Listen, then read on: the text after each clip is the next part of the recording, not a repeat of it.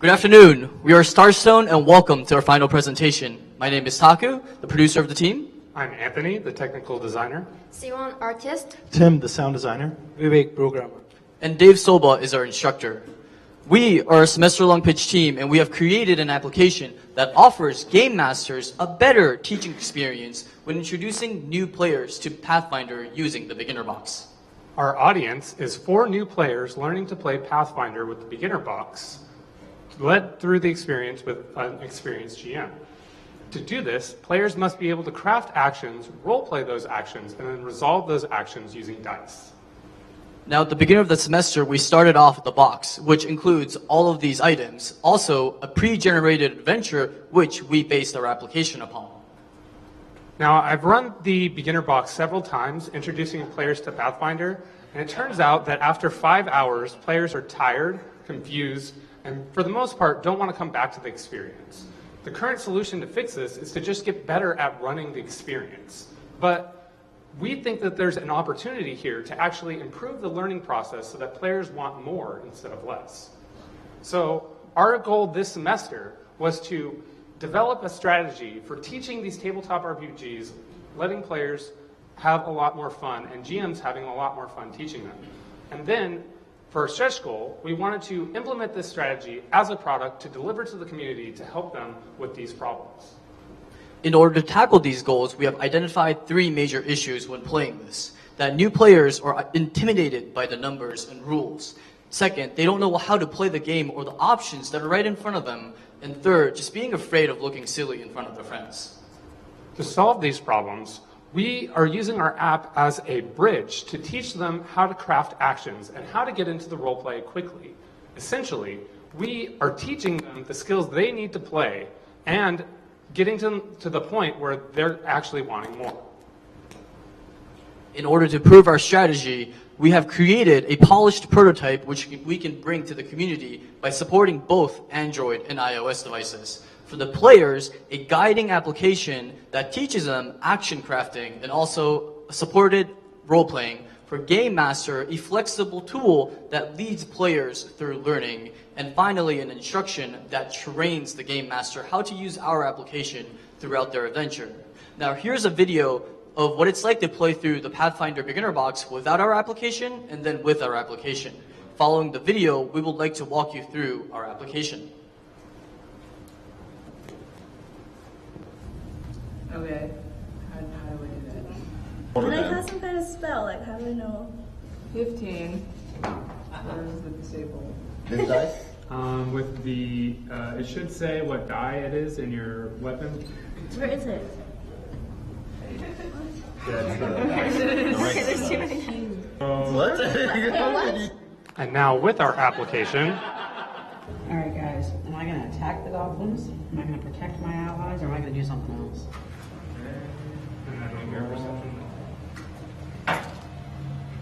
5 plus 2, 7. 10 plus 4, so I got 14. 14?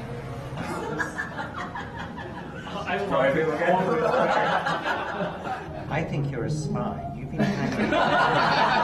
You're trying to subvert our task. A humble cleric. and now for our live demo. So we have a 4-player connected application, but for simplicity of the live demo, we're only going to show you 2 of the players. So the players have already joined the game, but we're going to join as a GM here on the GM phone. Up here, we can start the game, and that will put players into an exploration mode. But let's set the scene and start the background sounds over here. That's better. So now Durgan wants to actually look in the cave. So he's going to do that by selecting a perception option, and these speech bubbles will guide him through the role play of this action. Then he'll make a check by rolling a die and adding a bonus, and the GM will determine success or failure and tell him what he finds. He actually finds goblins in that cave, so they're going to go ahead and attack the players. The combat music actually starts out very light so that players can learn how to play. In combat, we give them a primary option, secondary, and a role-play option, and then we give them an option to cover anything else that doesn't fall into those 3. But Gavin's going to go ahead and support his allies with this primary option and cast a Bless spell. And we can see that happen over here in the GM interface. If you look at Durgan, he now has a Bless buff in this section. This would go back and forth with the players and the monsters, and when combat is over, we can stop it by pressing the Cave Exploration music button. Now you'll actually notice that the sound effects, the music, the backdrop, and the skills have all changed. This is because they're in a different room. So if we change the room, if you pay attention to the skills, they load new skills here, change the backdrop, and the background sounds have also changed. So Durgan has been asking for more options, so we're going to go ahead and switch him to Act 2. So the interface here is very similar, but the only main difference is that Durgan no longer has a guide through the application. So now let's take them to the throne room where they meet some goblins that they can interact with. And they know they can interact with this because the music kind of cues them in that there is a roleplay opportunity here.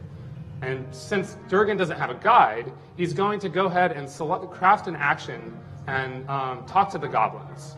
And to do this, he's going to use a diplomacy skill. So he'll make his check with the die and the bonus that's here, and it turns out that he's successful. So we'll move them to the Creepy Crypt, where they're attacked by skeletons.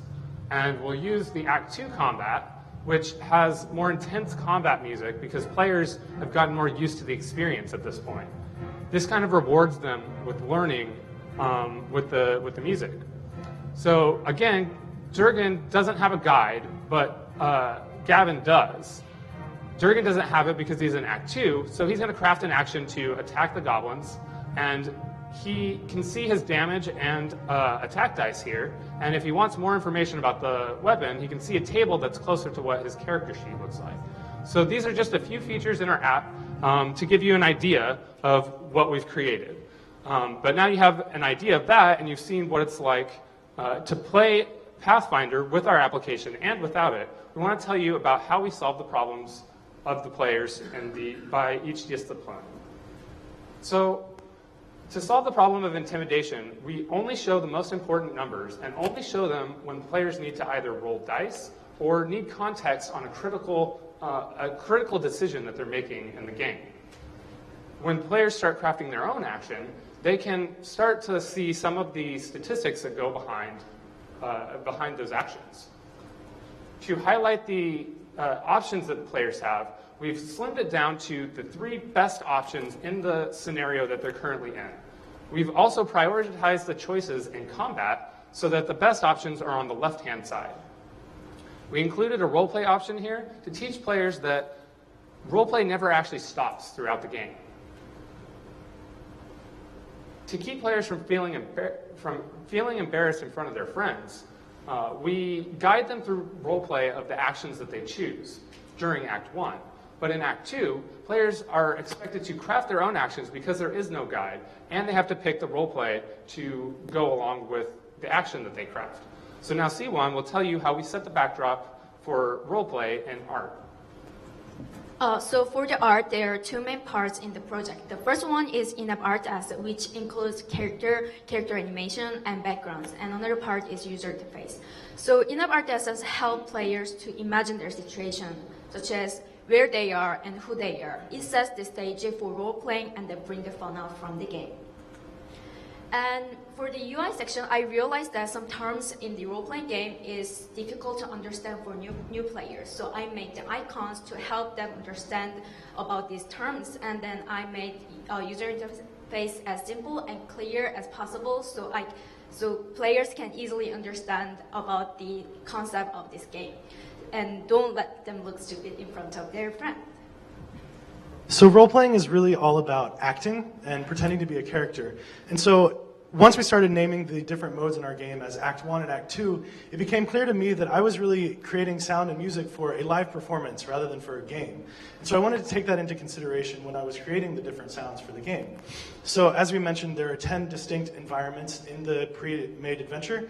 And I wanted to create the environment sounds so that they set the stage for the actors, the players, in their game, which is their show, which is the game. But having a unified theme so that it all felt like it was from the same dungeon, while still giving distinct features and details that the players could pick out and improvise off of and use those as inspiration for their roleplay. Similarly, as you heard in the demo, we tiered the music so that at the very beginning of the game, they have a simplified version, a lighter version of the combat music, so that they can take the time to understand the rules and not feel intimidated.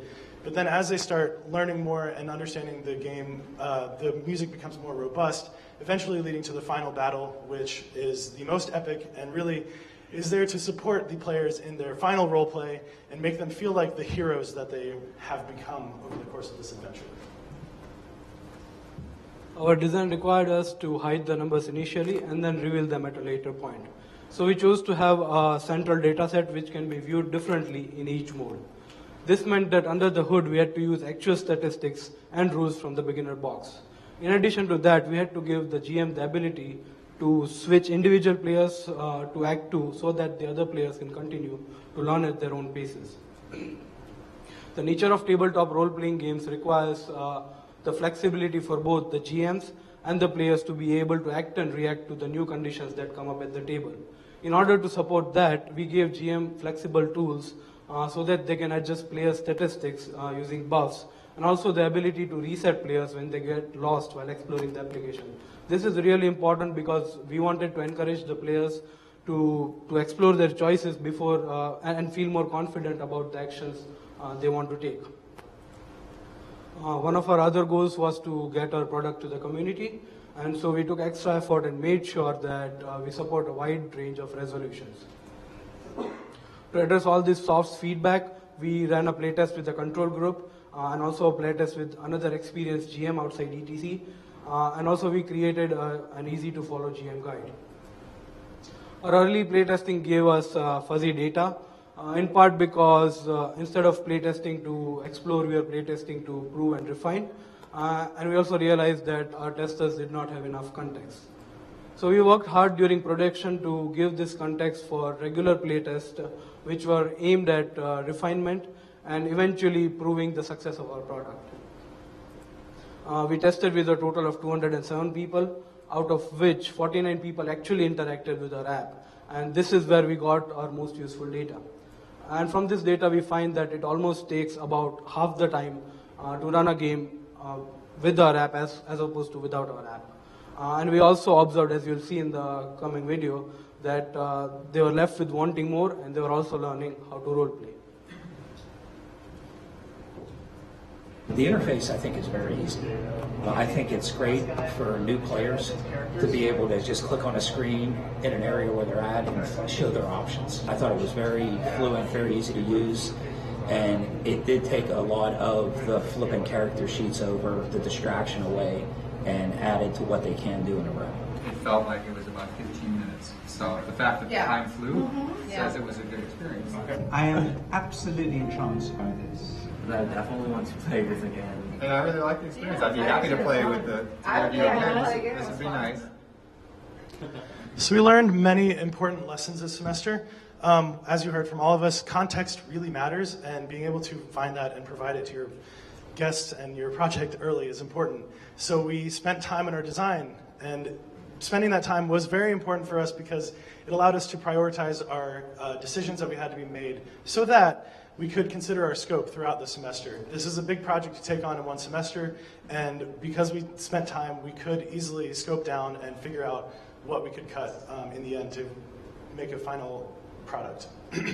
We also had to find ways to reuse our content, which was very useful for the art and the sound teams, since there was just one of us each. And then similarly, developing a good pipeline between the design, the art, and the tech is very important. And for us, it allowed us to iterate on our design while we were producing so that when we did playtest, we had meaningful results. So our next steps are we have a finalized product, but we have a few features that we still need to implement before we can release it to the community. But we are currently in communication with Paizo, the creators of Pathfinder, and this summer we plan to attend PaizoCon and GenCon.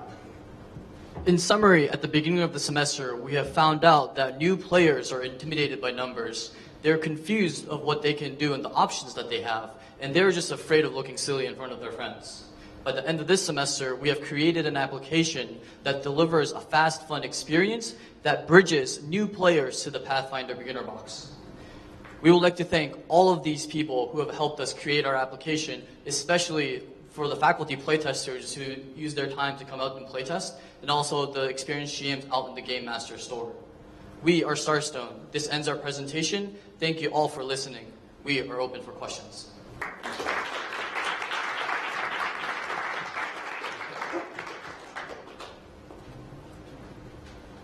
Any questions?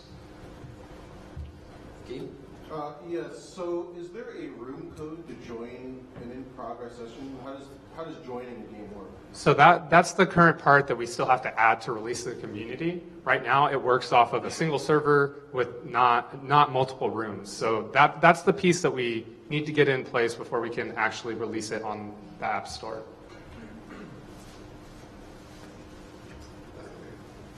You guys mentioned context a couple times, and could you elaborate just a little on what you mean by context?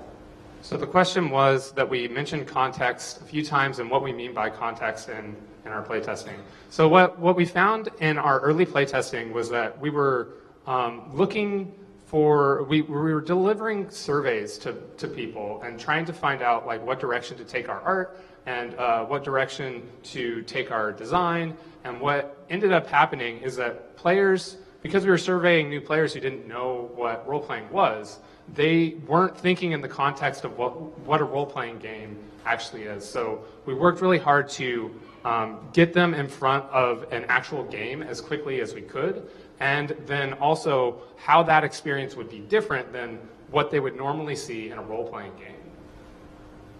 And just to add on to that, we had a lot of people come and visit our project room this semester, and it was a constant learning experience throughout the semester of how to explain what we were doing quickly, and that was really figuring out how to provide the context of the game before we started explaining what we were doing, and that was just difficult, but we learned how to do it.